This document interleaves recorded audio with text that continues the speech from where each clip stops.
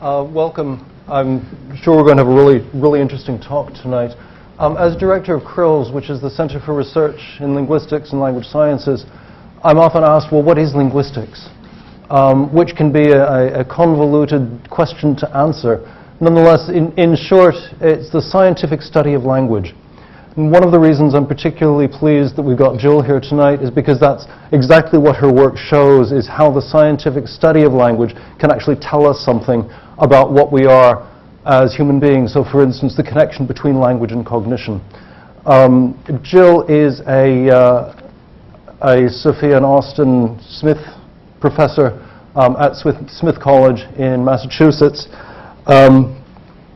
She is, in fact, a native of these isles and had her BSc from Reading, after which she then went to Harvard to do a PhD in experimental psychology.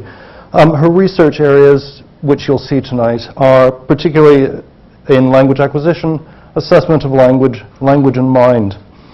And rather than take up Jill's time, I will hand over to her and let her tell us about language and thought in children. Thank you.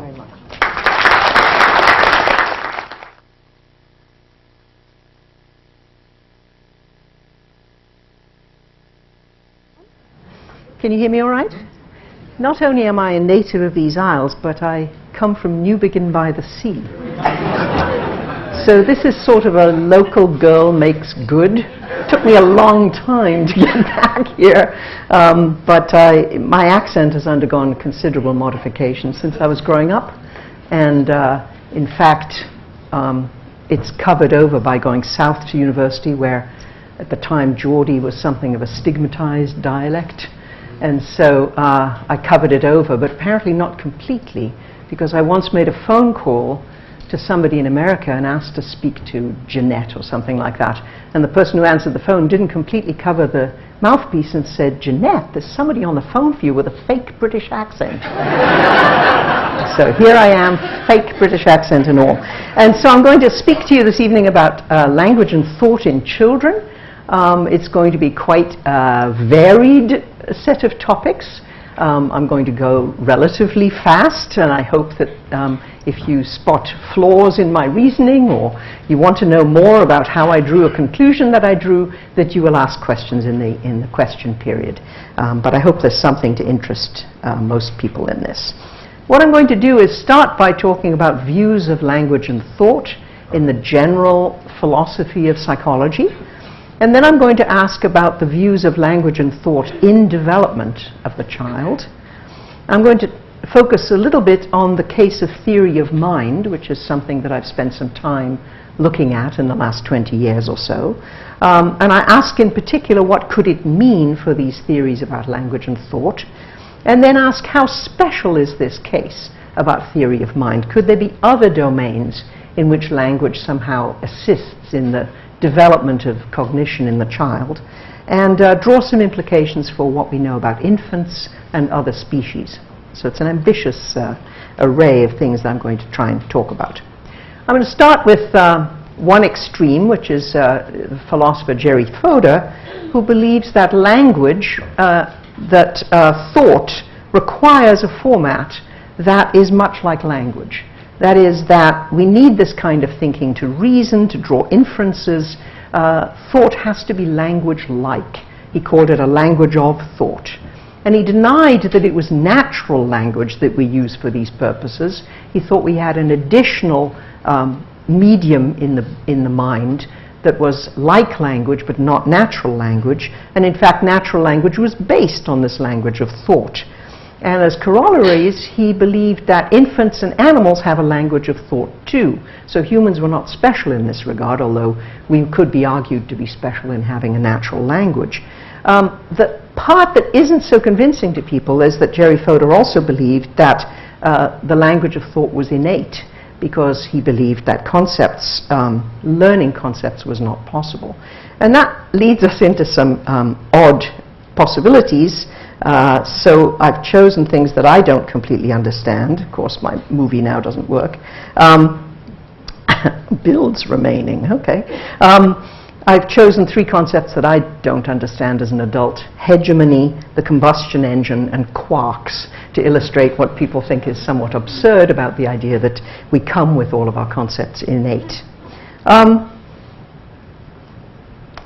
Okay, so maybe it's not a language of thought. Maybe it's just natural language that helps us think.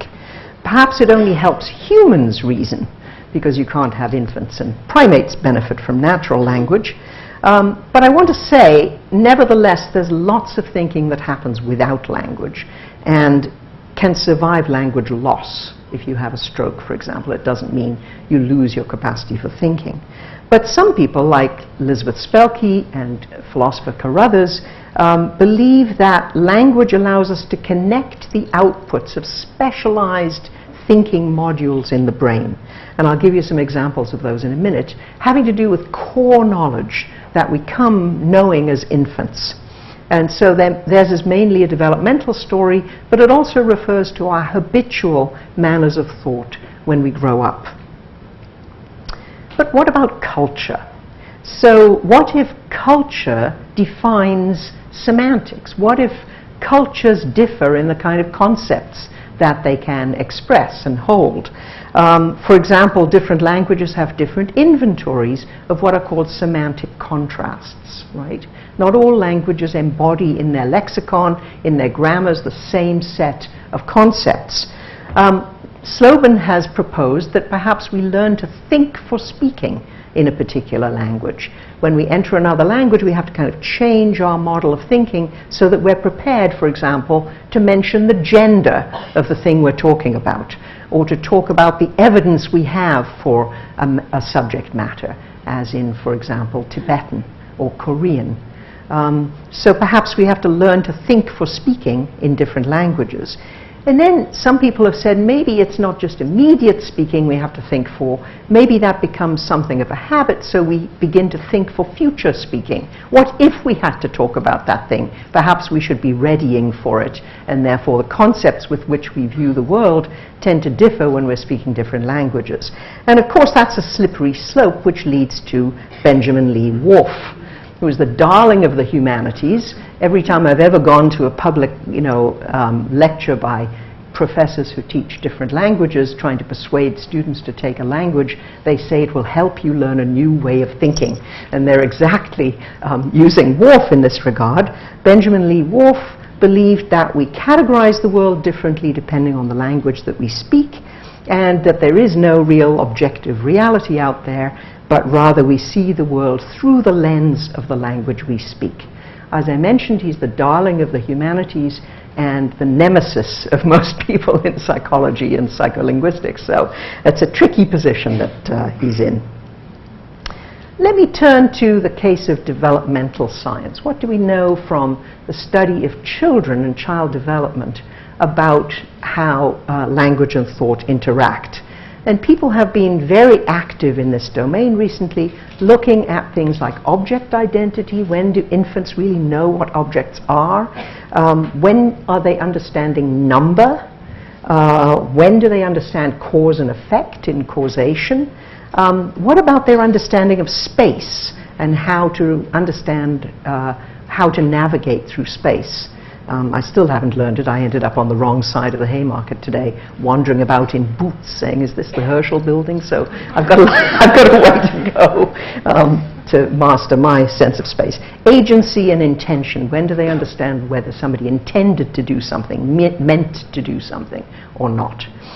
These are the kinds of things that have been the topic of research recently in developmental science, and I'll mention a few of them. The notion of object identity, what makes something a cat or a dog or a chair, is really, the sortal is the philosopher's version of what we call ordinary object concepts. So what a sortal concept allows you to do is not only figure out what a dog is, but for example where one begins and ends, so another dog begins when the first one ends, or how one counts dogs. Do they count as just a mass thing, or are they individuated? Or what if the dog changes, it grows overnight? Is that peculiar or not, right? We would think it was peculiar, but we wouldn't think it was so peculiar if a radish sprouted overnight, right? So each object has its own qualities of change over time, and we need some experience in the world to figure that out. So dogs, in fact, do grow, but over a much longer time scale. Chairs don't. It would be really weird if you came back to your house after vacation and the chair had gotten bigger. Not if the puppy had gotten bigger, right? So sortals are not just object identity, but everything you know about the properties an object ought to have. And there's been very fascinating work by developmental scientists, in particular Fei Zhu and Mandler, Jean Mandler, who have argued that young infants, perhaps below about 10 months of age, have an understanding of broad physical concepts, perhaps the difference between, let's say, a living thing, an artifact, and say some piece of geography, like a hill or something like that. They know that those things are different and have different qualities. But when it comes down to particular sortals, they may not know so much. So the really tantalizing finding, and I wish I'd brought some objects along to show this, is if you have a screen in front of the infant, and out comes a truck, and the truck goes back in. And then from the other side, out comes a ball, and the ball goes back in. We would draw the conclusion, aha, there is at least a ball and a truck behind that screen, right? The infants are not at all surprised when you lower the screen and there's only one thing. It's as if they didn't process the fact there's both a truck and a ball, right? They both are just, physical object, physical object, therefore physical object is all you can conclude. So the notion that particular physical objects have separate sortal identities seems to coincide with the appearance of the first words and the understanding of the first words at about 11 or 12 months of age. So before that time, they're not surprised. After that time, they're like, whoa, what happened to the ball, right? So learning the word seems to change their understanding of sortal concepts. Now, tantalizing, and lots of work to be done on this. It's very clear that infants have earlier concepts of things like mother, right? Really surprised if mother changes into father or something behind the screen. So clearly it's not all at once, but this is the kind of evidence that people have been looking at. Numbers. We know that infants very young, 2 months of age, can't do this, but they can do arithmetic operations. Again, things appearing and disappearing behind screens. They're surprised when the number is wrong, up to about 4 objects. After 4 objects, they lose track. They can't monitor it. So they can add 1 and 1, 1 and 2, but 2 and 2, it's stretching the limit. So they can do very elementary arithmetic without any use of language up until about at the number 4. And so can monkeys. In fact, monkeys are slightly better than human infants, but that's because they're grown-up monkeys. Anyway, the point is that they can't do larger numbers unless they're very different ratios of things. So they can tell, for example, a small pile of sand from a big pile of sand, or a whole mess of sweets from a small mess of sweets. But when it comes to the difference between, let's say, 10 and 12, no clues, right? We use counting for that. I don't think I could tell the difference between 10 and 12 unless I actually counted them. And it's learning the counting sequence in language that gives children the possibility of operating with numbers larger than 4. They seem to understand, once they get past 4, that there's a successor function, each number is larger by 1 than the one before it, and they can use that to do elementary arithmetic. And that happens in a slow process over the ages of about 2, 3, 4. So if you say to a 2-year-old, for example, give me 5 sweets, they just dump a whole pile in your hand. But an older child will count. You might not get it exactly right, but they'll give an approximation. Causation. This is a nice demonstration. Actually, this was a picture I think appeared in the Daily Mail. Understanding cause and effect is one of the proposed core systems that infants understand. So when you do something surprising like move a car off a support and it doesn't fall, infants are really surprised. Quite young infants are surprised by this. However, it takes until they're about 2 or even older to understand that they can intervene in a causal event and make a difference. So I'll just give you an example from Tomasello. He says that if a chimpanzee saw the wind shake a tree and an apple fall from the tree, the chimp would go over and eat the apple, but it would not shake the tree. That's the difference. We would say, aha, we'd go over and shake the tree to make the apples drop. The primate sees it as a piece of chance, but doesn't know that they could intervene and do the same thing. And there have been really neat experiments done with young infants to suggest, or infants, 2 and 3-year-olds, to suggest that they also don't have that intuition that they could intervene and cause something until you give them a hint, like a causal language, like, oh, make it go, you make it go. And then they do the thing themselves. So language seems to assist in children's understanding that they can causally intervene. Actions. This is a fascinating piece of research that hasn't been written up in full form yet by Peter Gordon, but he showed infants movies of people either giving something to somebody or hugging somebody with, okay, I'll start again. Giving a teddy bear to somebody, so A gives teddy bear to B, or A hugs B but happens to have a teddy bear in their hand. Okay? So in the second case, the teddy bear is kind of irrelevant to the hug. It just happens to be attached, right? Well, when you show the infants the movies again, if you show them the giving movie but no teddy bear there, they go, what was that, right? But if you show them the hugging movie with the teddy bear missing, they're like, ah, yeah, another hug. So they know that the teddy bear was crucial to the act of giving, but not crucial to the act of hugging. This is long before they have language, right?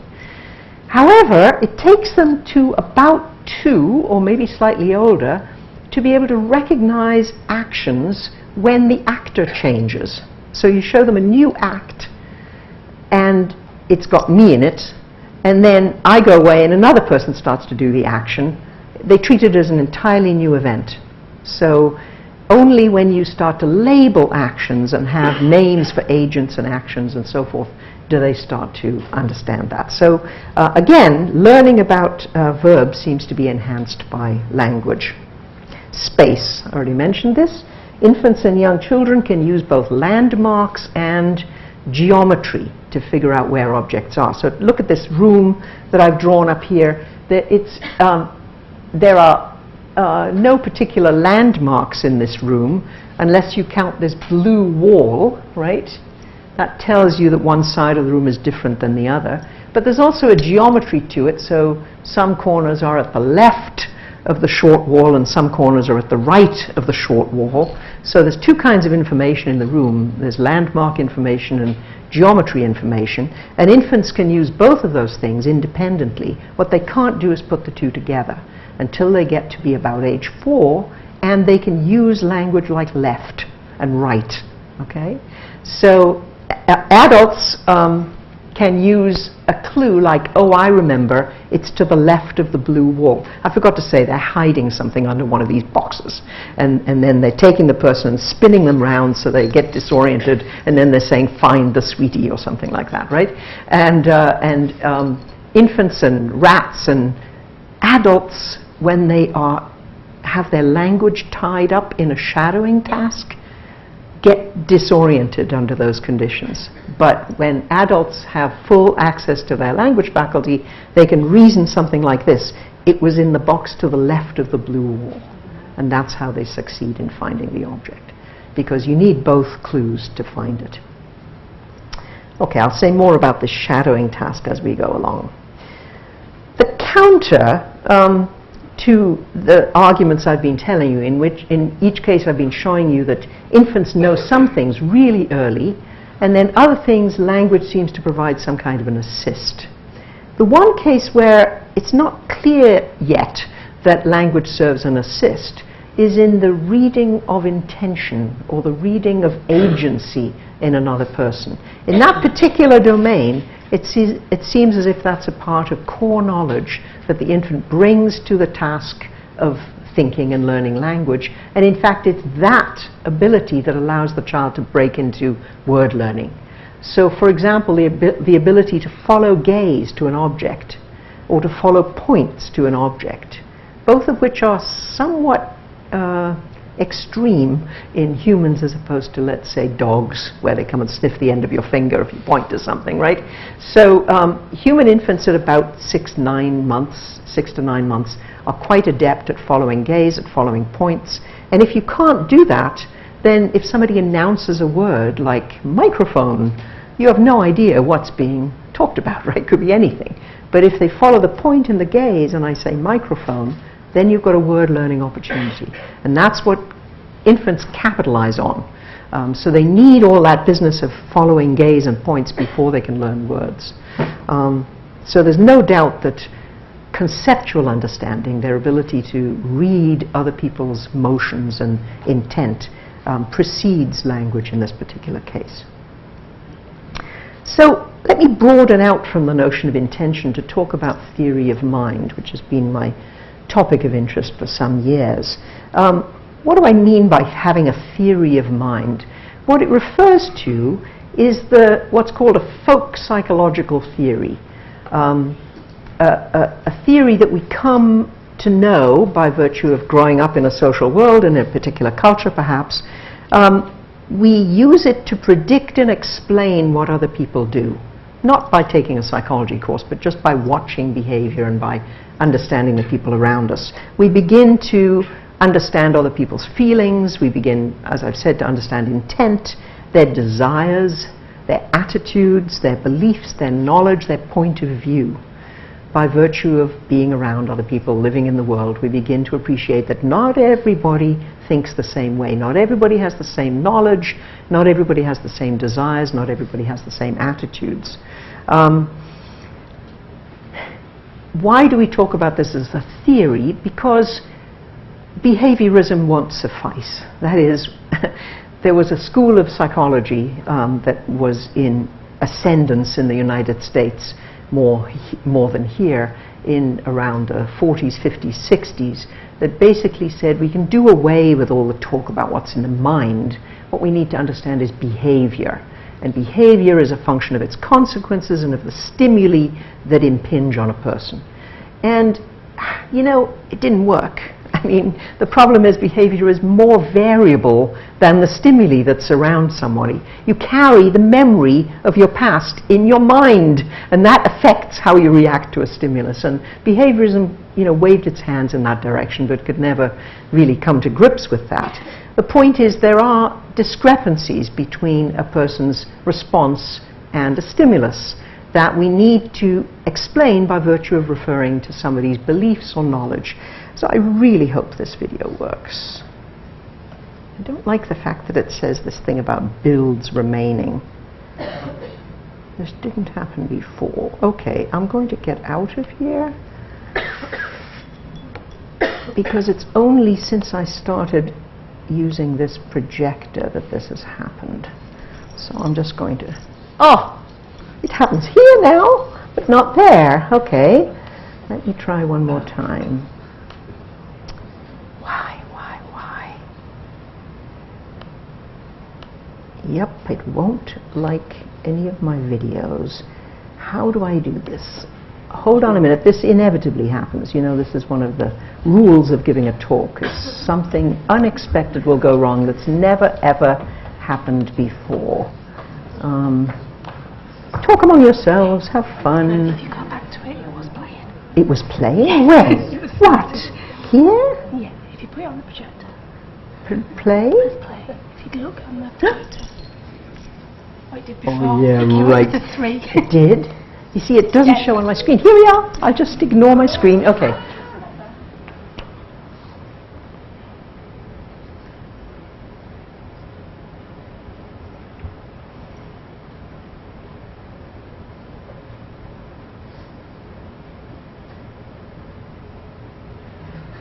You see? You're anticipating, aren't you?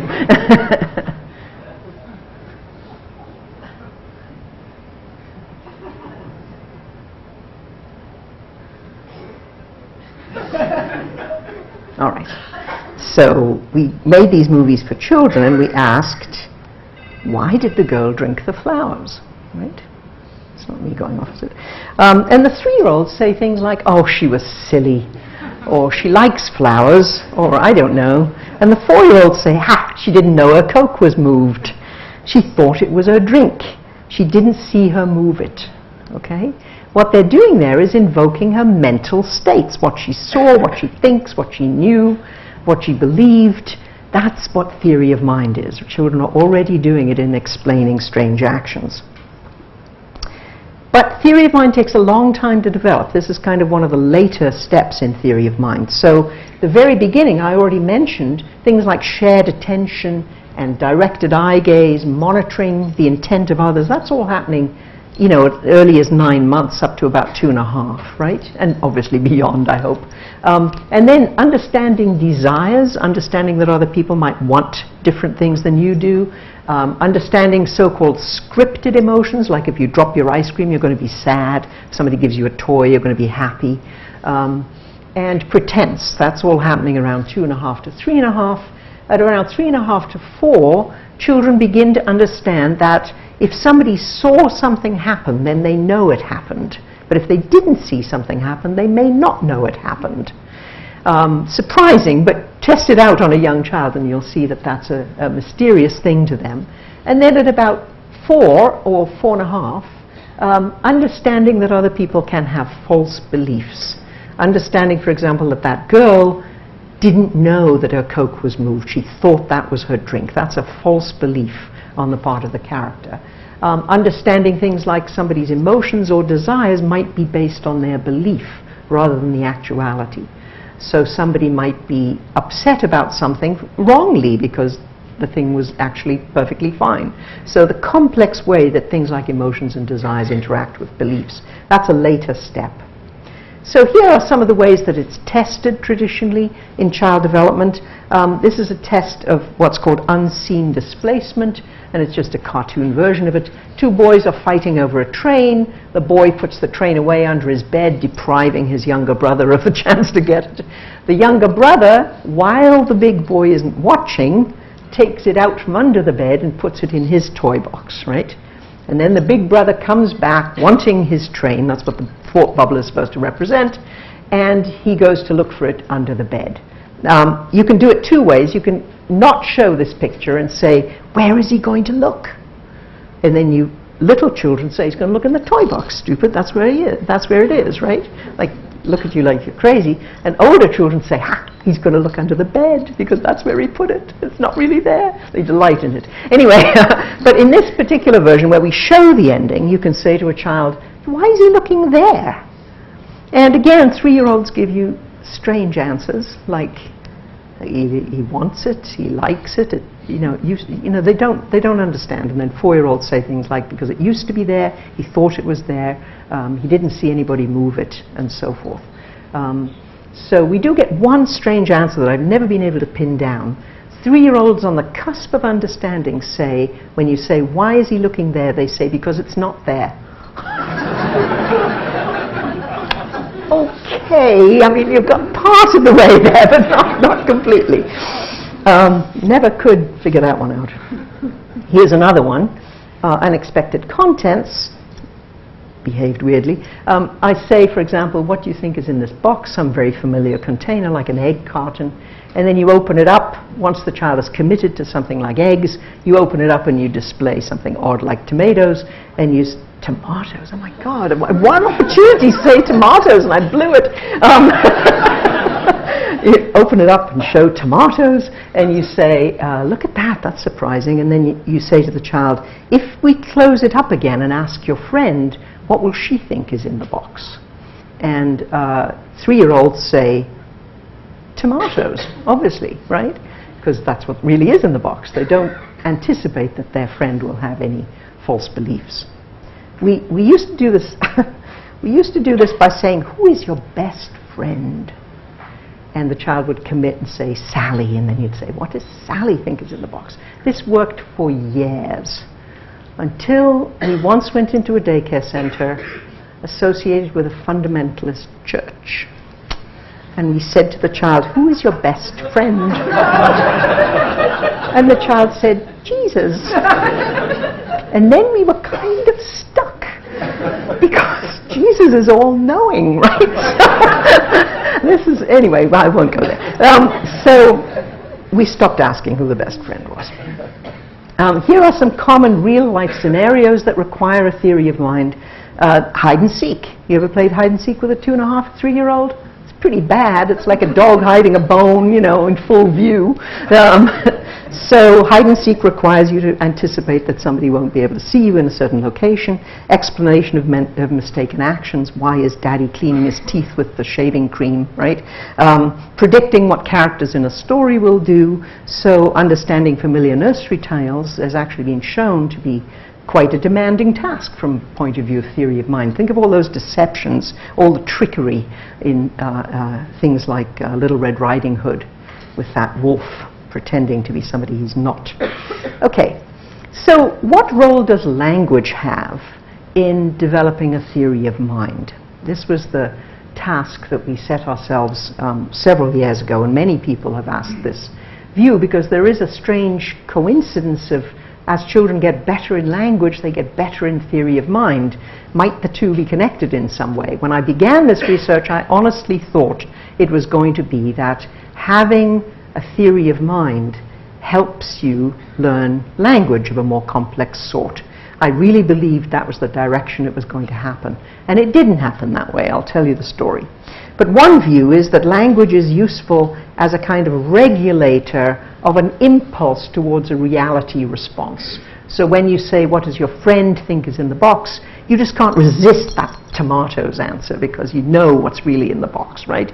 But maybe language, as you get older, helps you say, hold back. Remember, don't give the obvious response. That's not what she asked. A second possibility is that we learn a theory of mind from our experiences in the world, and language is a very important source of that theory. So when you hear people discussing what they thought, what they believed, what they wanted, it gives you evidence that other people have different understanding than you do. It could be a cultural account. That is, maybe it's just in Western nations that we have weird theories of mind. Perhaps they're not worldwide. Perhaps, in fact, people in very different places have a very different theory of what goes on to cause people's behavior, and perhaps language is a way that encodes that, and when we learn the language of a particular society, we're learning the theory about our folk psychology. The less popular view is the one that I hold, which is that language is needed to represent your belief when you reason. And I have some arguments in favor of that, but it's basically that language is the best medium for reasoning in this particular domain. So let's see what leads me to that. To represent propositional attitudes, which include things like belief, knowledge, desire, and so forth, you need to have a medium of representation that is as rich as beliefs, desires, and so forth. So you want to capture all the properties of these mental states. Well, form an image of John thinks there's a bear in the cupboard and he's wrong, right? It's a little hard unless you kind of draw the bear in the cupboard and then put a big slash mark through it, which is another kind of linguistic convention after all, right? So I suppose you could do a thought balloon. John thinks bear in cupboard, opens cupboard, nothing in there. But again, it's a convention to draw it that way. I don't think we go around thinking of popping up balloons above people's head. But images are just not sufficient because they can't represent falsehoods, basically. Words aren't quite enough. You couldn't just say John was deluded, because deluded about what? It matters what the content is, right? We've known this for a long time. The content of belief is what drives our behavior, not just having any kind of belief or being deluded. The fact about the bear is important in there, and we didn't mention it when we just said a word like deluded.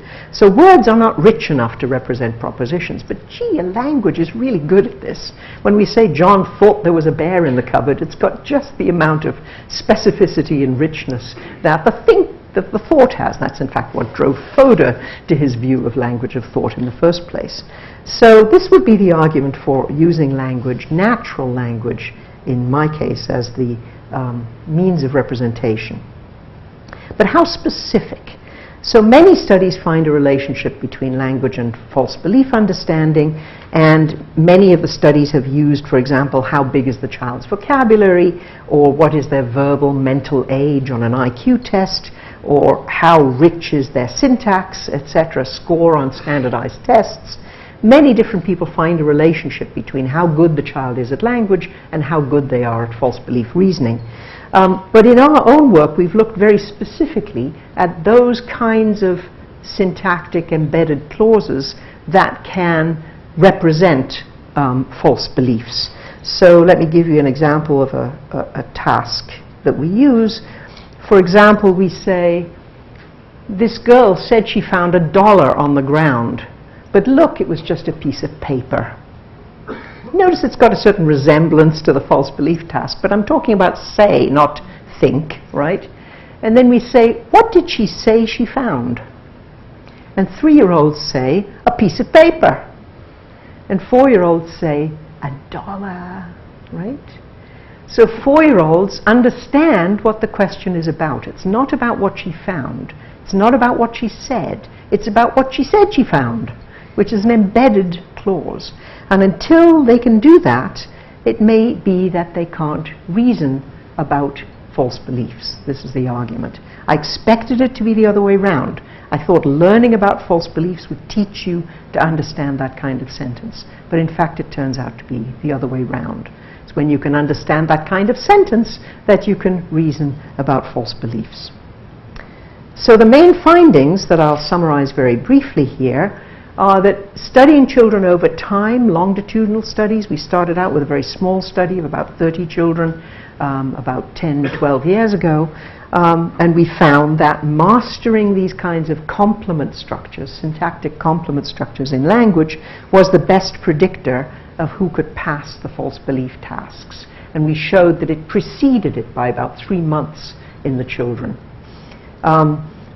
You don't basically get false belief reasoning until you can pass this complement syntax task. We've just done a much larger study, 10 times as big, with over 300 children in the United States, and we looked at a number of different causal factors to try and tease out what's most important. Is it general language? Is it vocabulary? Is it executive function, that is the ability to plan ahead? All kinds of other measures, and what we found is that the strongest immediate predictor is how children do on this syntax test of their understanding of complements. It's not, for example, their IQ, it's not their age, it's not executive function, it's not their short-term memory, it's their mastery of this language skill. Some other people, not me, I wouldn't have dared try this, took the thing to its logical conclusion and said, if you really mean that you have to have this language before you can pass false belief tests, let's teach the language to kids and see if they then get false belief understanding. My, that sounded dangerous. They didn't, of course, take 1-year-olds, thank goodness. They took children on the cusp, thank goodness, of getting it, and they taught children how to answer questions like, what did she say she found, until they could do it reliably, and then lo and behold, they succeeded on false belief tasks. So that was pretty impressive. We've done some work with deaf individuals. We were inspired to do this because at least 15 years ago, it was the case that many deaf individuals who were orally trained, who were not learning sign language, but for example, like 90% of deaf kids grew up in hearing households where the parents were not ready to teach sign, so they were learning oral language. Many of those deaf children had significant language delays. Cochlear implants have made a big change in the deaf education scene, but at that time they were not so common. So there were lots of deaf children that had language at the age of 5 or 6 or 7 that was more like the language of a 2 or 3-year-old hearing child. And we took advantage of that, obviously with the intent of making lives better for those kids, and we looked at whether the language in the child predicted their ability to do false belief reasoning. We had to modify the tasks quite considerably, because the tasks I showed you are quite language heavy. You say, what did you think was in the box, you know, where will he look next, etc. So we devised non-verbal versions of the test where you could, by gesturing and pointing and showing the child, you could reveal whether they knew that somebody else had a different perspective, different knowledge. And so we modified the tasks, and we were particularly interested in doing it with deaf kids because we now know that executive function skills, the ability to inhibit impulse control and so forth, is not necessarily delayed in these language-delayed deaf kids. So it was a way to tease out those two factors. Anyway, this is what we found. We had 4 groups of deaf and hearing children. We had hearing children, who are the diamonds up there. We had children learning American Sign Language who were born to deaf parents, so they were native learners of sign, and their data are no different than the hearing kids. So it's a control for deafness per se. Does deafness cause any difficulty in false belief understanding? No, not if you have a natural language at your disposal. In this case, it was sign. And then we have 2 groups of language-delayed deaf children, children who were trained orally, who didn't have full access to speech, and children who were learning sign language but on a delayed schedule because their parents were themselves hearing. They didn't know sign, so they put them in a hearing preschool at, let's say, age 3. We know that at that point they've missed a very significant portion of the language input. So you can see that those groups again don't differ.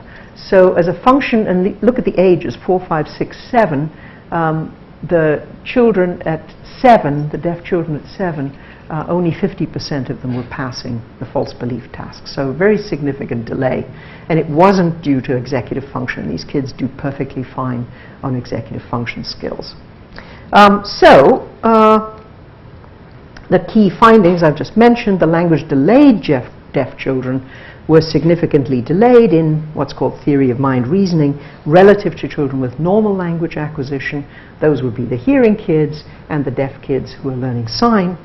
And language-delayed deaf children were delayed to the same extent on verbal false belief tasks and on non-verbal false belief tasks. So it wasn't the language of the task that was causing the delay. As I said, the children who were learning sign as a native language from their parents who were deaf did exactly the same as hearing kids learning speech. So it's a dangerous story. Am I on the slippery slope here? Am I, in fact, getting in bed with Benjamin Lee Whorf? I couldn't resist that one. So let's think of some other alternatives, because I really don't want to be in bed with Benjamin Lee Whorf. So could it be thinking for speaking? Could it be what Slobin proposed? That is, you learn to think in order to speak.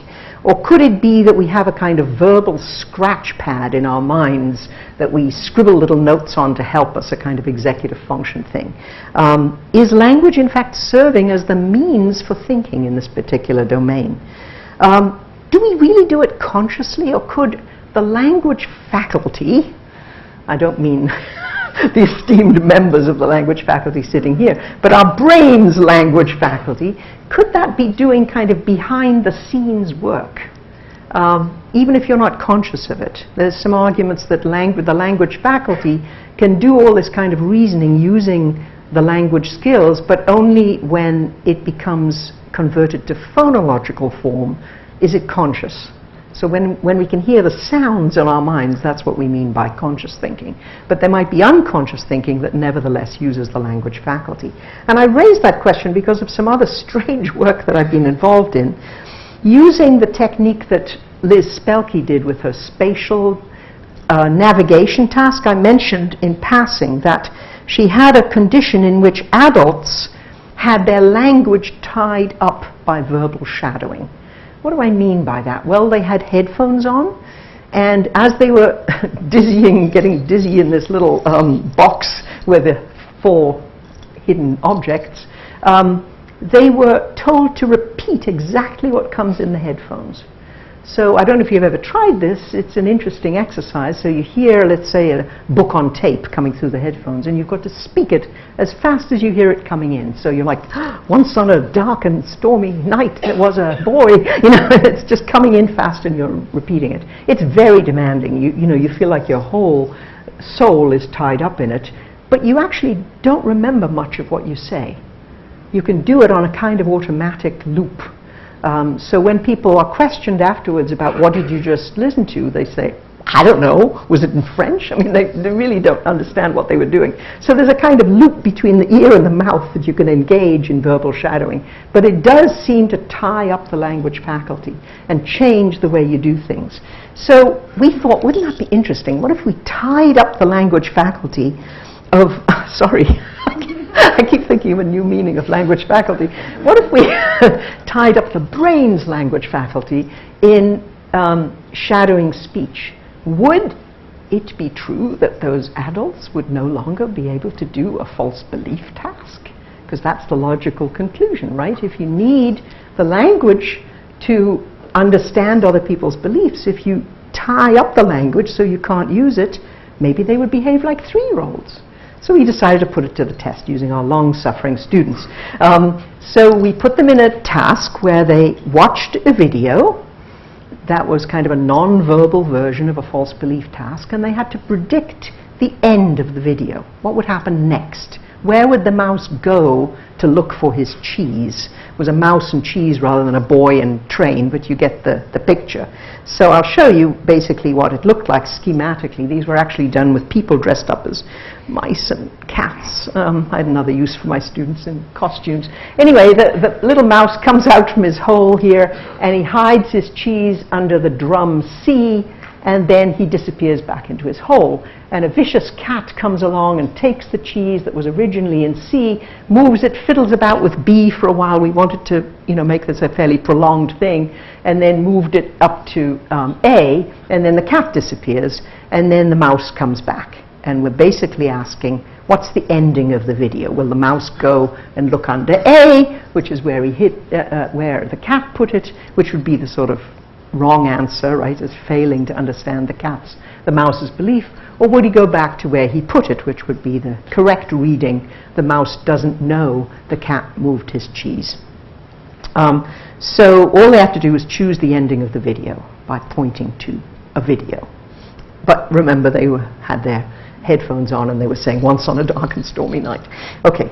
The second video we used was a true belief video in which the mouse, or the rabbit in this case, puts his carrots in a particular location, and then the vicious cat comes and moves the carrots in the same way to a different location, and these were all counterbalanced by side and everything else like that. Anyway, the rabbit is watching in this condition, so the rabbit knows perfectly well where the carrots are, so he should not go to the wrong place. And so what we did was we used adult subjects, and they couldn't do it. They failed the false belief task. They predicted that the animal would go to where the object really was rather than where he must think it is. And we know that it isn't attention. It wasn't too distracting because we had a matched task in which they tapped rhythmically, which is actually quite hard. They had to match the beat of something coming in their earphones. And we proved that that was as equally demanding as the language task, but nevertheless, they succeeded in that case because it didn't tie up the language faculty. And then that's the attentional demands. You can see that the false belief videos failed in the case of the verbal task, but not failed in the case of the rhythmic task. And in the control video, of course, everybody gets it right. So only verbal shadowing disrupts false belief reasoning. And then in the second control, when a colleague of mine heard about this, he said, well, obviously you can't keep track of 2 stories at once. You have the one story coming in your head, in your earphones, and you have the other one on the screen. Nobody can do 2 stories at once. And I tried to persuade him that, well, they didn't remember what they heard, but that wasn't enough. He said, you're trying to keep track of 2 stories. So we did a control where the subjects shadowed Swahili which they hadn't a clue what they were hearing, but they did the same thing, right? So they just heard it and it got into that loop and they said it. There's no story involved in Swahili because they hadn't a clue what they were saying, but it disrupted to the same degree because it did tie up the language faculty. So there's the finding that we got from Swahili. What does it mean? So I've tried to argue that language is the best medium in which to represent beliefs, especially false beliefs. That argument is persuasive to some, like me, but virtually nobody else in the world. So there are lots and lots of alternatives that are out there, and the arguments continue. And those of you who are going to hear another seminar tomorrow, I will go into some of those. But I went off in a slightly different direction. I asked, what other kinds of concepts might be problematic if you couldn't use your language while you were looking at something, right? It's an odd way to think, but then I've always been odd. So, of course, there are people who argue that there's nothing represented in the mind at all.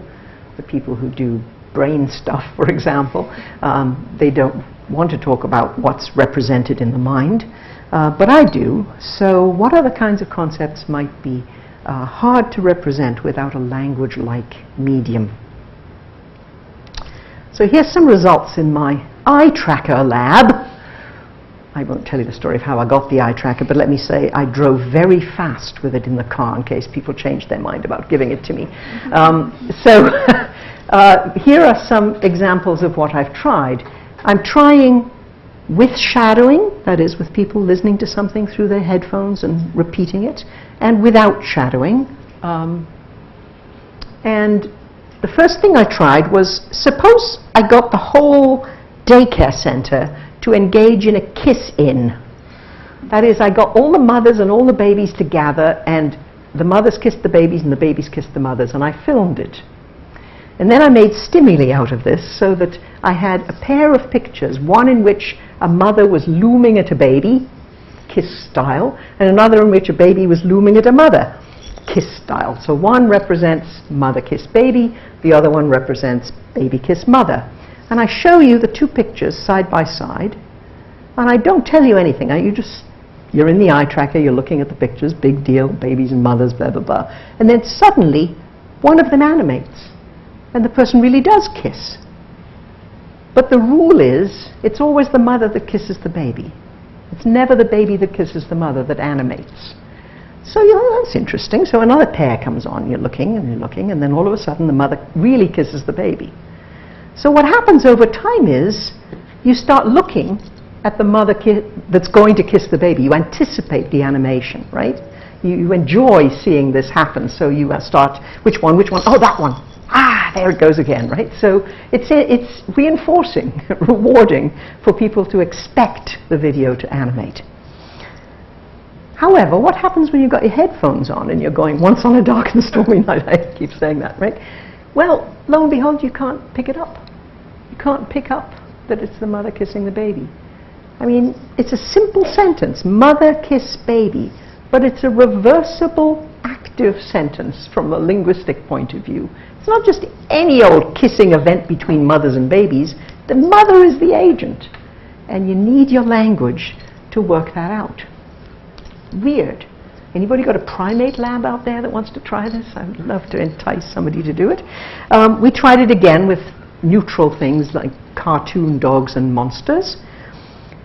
We tried it with negation, which is one of the classic concepts that people have said maybe you need language for negatives, for things like a man not smoking a pipe. Think of an image of a man not smoking a pipe. Well, it's tricky because how do you know that's what it is, right? It's just a man in a tweed jacket or a man sitting by the beach. How do you know he's not smoking a pipe?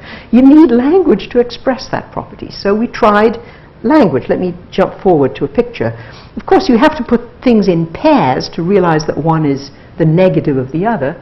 But for example, we have things in not the expected state. Looks like my closet, actually. Things not hung up. Or we have the fire is not lighting, or we have the woman is not sawing the wood, or the horse does not have a rider, right?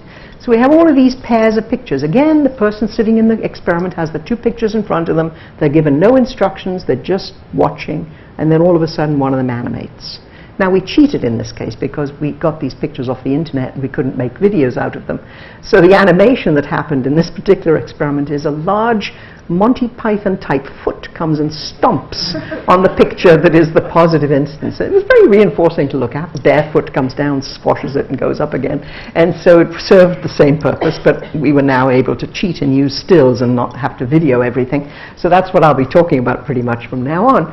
Anyway, what happened in this experiment is that you can easily form a concept of it's the negative one if you're not shadowing. If you're shadowing, you never get it.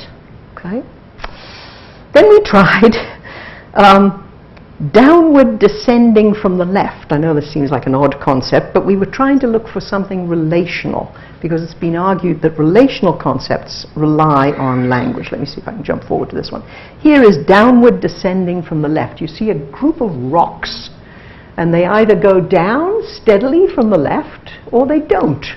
And the other case is always just a pile of rocks that don't descend from the left. It's a bit like left of the blue wall. We were trying to mimic something like this.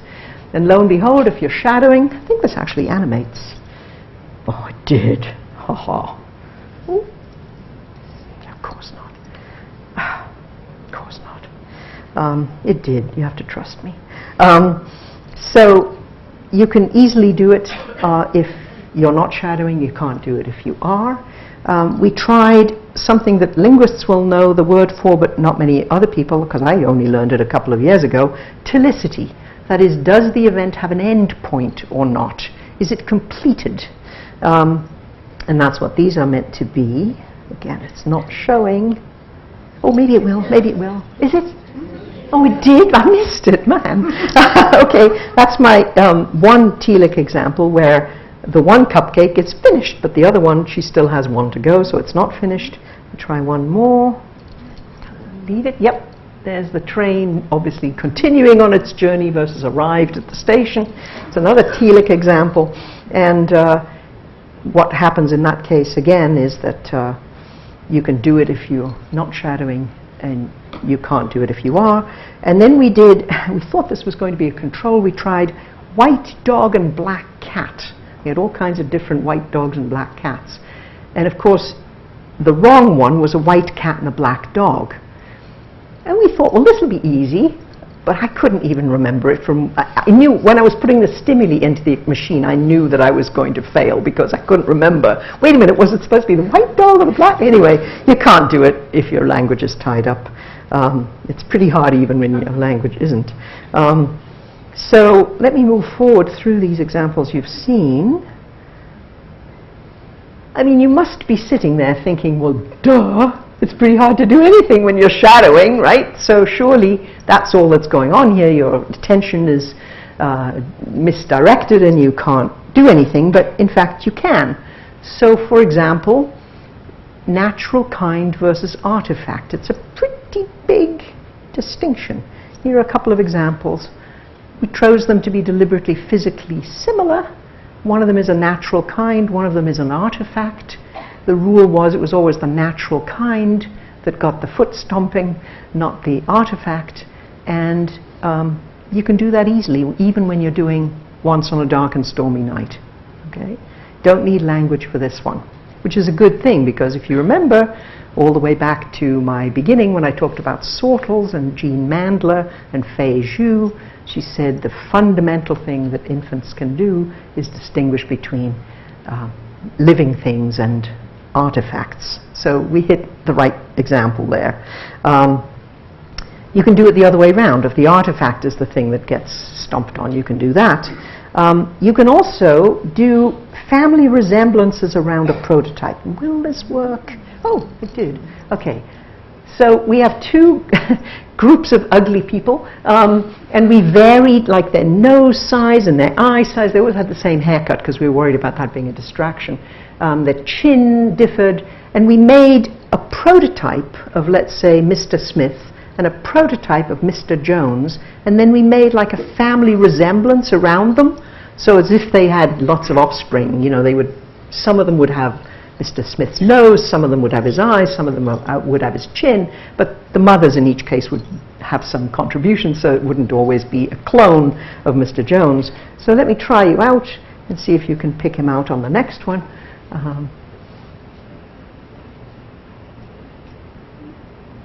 Is it not going to work this time? Oh, good. Anyway, maybe I need to do that. Oh, no, I went back. Yeah, this is the example too. Okay. Aha. So that wasn't the same face, but it was a resemblance to the original face. You can easily do prototypes of faces when your language is tied up.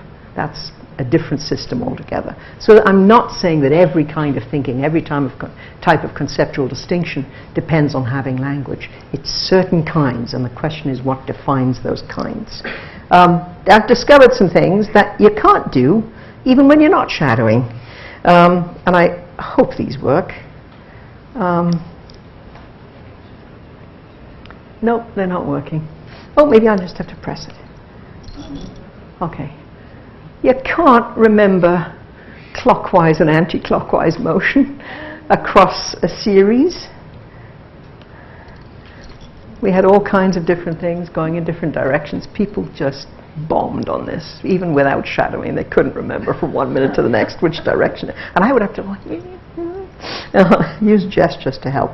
So there's some things you can't do. You can also, and this should have been obvious before we tried it, you also can't do the opposite of negation. You remember the horse with the rider, the lit fire, the woman sawing? They have nothing in common, right? The negatives have something in common. The positives don't, only in virtue of their not P, and that nobody can do. So we learned that the hard way. Okay. New data. The last thing I'll say, on the way to being developmental. We haven't yet collected the developmental data. We redid our transitive event case, the mother kiss baby case, and we tried to do it properly this time with all the right controls. And we have the instances of dog pushing car and car pushing dog as the two examples, and we are using a training set and then a generalization set and then a far generalization set. And we decided if we're going to do this with kids, which is what we want to do, we have to make both events active and both events moving to begin with. So I'll show you what we did. I really hope this works. Oh, is it working? Yeah. It was. Oh, I messed it up. I should just not trust my own screen, right? I'll go back and do it again. Yeah. So we make this one move. That's the dog pushing the car. And then we make this one move. Hopefully it's not too cruel. And then you're asked to predict which one will animate, oh, there is sound, and make a nice musical sound. And so we hope that will be reinforcing. And then here's a case of generalization to new dogs and new cars. And of course we've controlled direction of motion and which side the dog is on, and you know what color they are and all the varieties of dogs and so forth. And this is what we've got. This is the track over the 30 trials of adults. When they're not shadowing, they pick it up very fast and continue to look selectively at the dog pushing the car. This is the ones who are shadowing, and there's so much variance that even though this looks slightly different, it isn't significant on a t-test. That is, there's no evidence that they're discriminating between who's doing the action when they're shadowing. So the point of doing it this way is that we're now going to test kids, and the prediction will be that children who can't yet produce a sentence like the car's pushing the dog will not be able to look selectively at the videos. And so we expect children probably less than 3 to fail this task. They can produce sentences like that, but they can't always easily discriminate the difference between car pushing dog and dog pushing car if you ask them which one is which. So we think the language will fail them. So very quickly, in summary, there's evidence for language serving several roles in the development of conceptual thinking. Nobody can deny that some concepts don't require language. Don't be the takeaway message that we need language for everything. The very concepts that we share with other primates obviously don't require language, and primates are capable of tremendous amounts of thinking. But other concepts are at least enabled by learning the words and structure that correspond to them, and some concepts may actually require language as the medium of representation. So that's my take-home message. Thank you very much.